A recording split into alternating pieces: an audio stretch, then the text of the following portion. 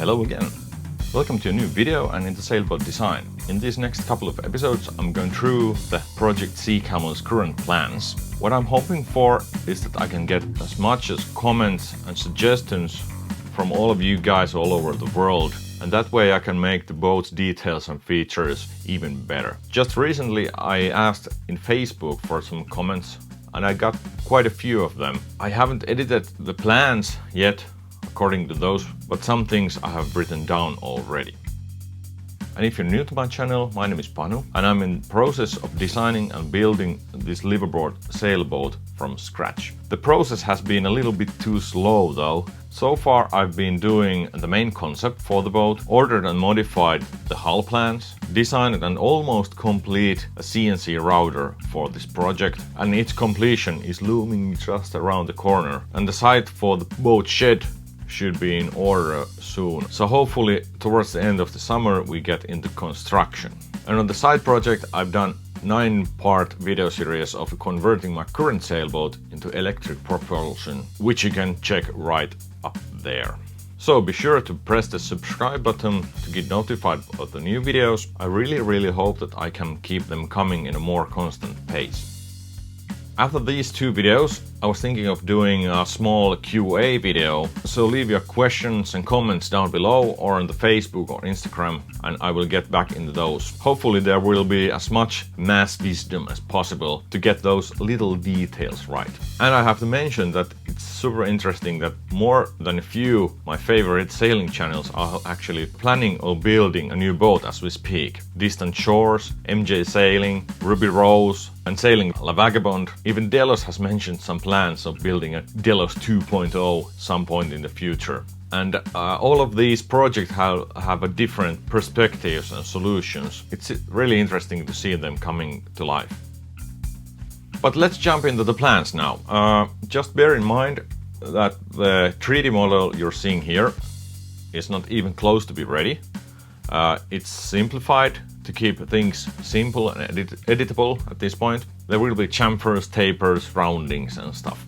The design is now at the stage where the hull shape is pretty much locked down and the design of more detailed structures begin. I've already received the first structural plans to work with, and those structures all take up some space, and it would be now important to make final dimensions to the exterior and interior to really lock these structures in their positions. Making changes during the construction is time consuming and cumbersome. I would really like to avoid that.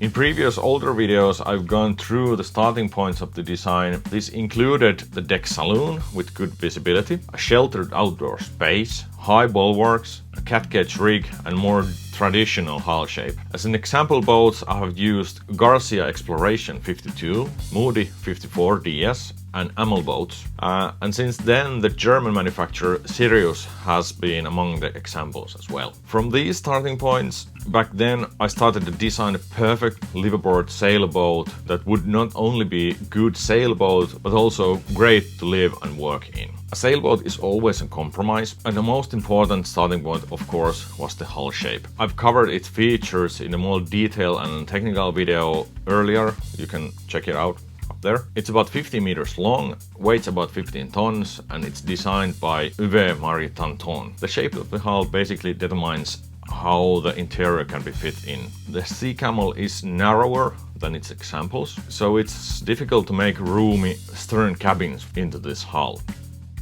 But let's start the tour from the outside. The most obvious feature of the boat is the deck saloon. It has large windows on the front and sides. It's an imitation of the idea and the appearance of Garcia boats. Forward tilted windows included. This kind of windows are used in boats for a reason. They reduce reflections, water sprays, so visibility will be better. And the sun can't shine directly on them, so the interior shouldn't heat up that much. Of course, in addition to these windows, there also will be some window on the roof to see the sails, etc. The large roof on the saloon can hold at least 4 big solar panels and the surface can be used to collect rainwater. The size of the deck saloon is as large as possible to maximize the interior space, of course. A reasonably narrow deck runs around it, and the mast solution will get into these soon. Frees up space at the front deck. High bulwarks and fixed stainless handrails were carved into the plans for the Moody DS boats. The modern look of the boat is emphasized by the fact that the bulwarks is actually completely horizontal from bow to stern. There's also production technical reason for this. The boat can be built directly on the floor on its bulwarks and without any separate subframe. And I know that not everyone likes this look, but it's my boat, so whatever. And on the top of the deck saloon, there is lines coming off the masts, the main sheets of the boat of the sails to the port side, just on the helm position, and other stuff like halyards, reefs on the starboard side. Not all lines have been really planned yet, but I think there should be now routes for all of them. When I first saw the covered open space of Moody DS boats, I was kind of stunned. I found the solution ingenious and after all quite elegant. If you search for a picture of any long-distance sailboats, they will all have a fixed bimini rooftop on them. That's understandable because protection from rain and especially from the sun is really important when you spend a lot of time in a boat. Yet only a few production boats are designed in a way that bimini top would be sturdy and good looking. The low profile sporty boats practically turn into tent camp, which is then rippled in the wind. So I really didn't want that. It was clear for me from very start that I want a proper, solid bimini solution for the boat.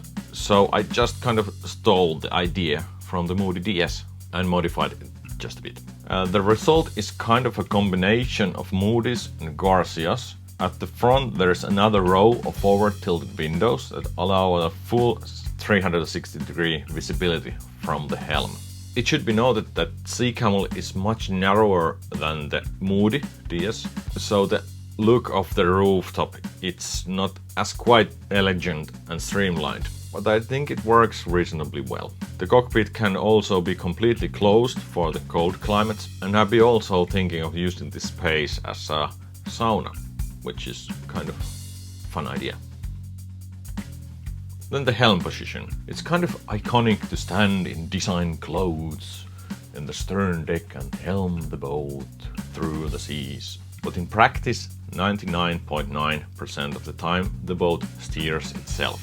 And if the manual steering is needed, it's much more comfortable to do it from the shelter of the cockpit. That's why I grabbed the idea of the helm position from AML boats. The steering position is totally protected from the elements, and it is fully equipped nerve center of the boat. There will be charts, instruments, proper chair, etc. And you really shouldn't need to go inside for navigation purposes with this. The cockpit seating area is long enough to lie down on both sides. On the middle there is a foldable table with some storage inside, and the corridor is off center to allow the walk by when someone is sitting on the other side. And of course there's plenty of storage space everywhere. The only flaw of this plan, as I can see, is the fact that there's no direct forward view from the cockpit seats. That's one of the compromises you just have to make when designing a boat. But if you think about it, not many bigger production boats have that feature either, so yeah. The stern of the boat is still a bit under work, but there's already clear ideas. I want a good swim platform or sugar scoop, almost on the waterline, as well as good spot for the life raft. In addition, the stern is openable because there is a dinghy garage inside. This is a feature which usability I'm not quite convinced yet. In any case, I want a permanent and well thought storage solution for the dinghy, which is not at the front deck. For some reason I just don't like the idea having to lift the dinghy up there and have it laying down on the hatches and windows. And also there will be lines and vents and other things on the front deck. Davits could also be possible, but not really optimal for long distance journeys. I just really would like to get the dinghy under the deck. And I also want a fixed wind vane system on the stern. It's important to think of the emergency steering system at this point as well, because the failure of the steering system is just the one thing that you don't want to happen, and they still happen sometimes. Okay, then the last and perhaps the most significant feature from the outside of the boat, the cat catch rig. It consists of two identical freestanding rotating carbon fiber masts. Let's get it again. So two identical freestanding carbon fiber masts. Okay. The rig was really one of the starting points of this design, and it has quite many advantages over the conventional rig. First of all, safety. If we take a look at the ordinary rig, as an example, my current boat, which is half the size of the new one, it has quite a few parts on it. This one, that pin, and that, and this one, this, and that, and all of this, that one up there, and those, this one, and these, and those, and that pin, and this one, this pin, all of this, and that. And a failure of virtually any of those parts can cause the entire rig to fail. There are far less parts in the freestanding rig.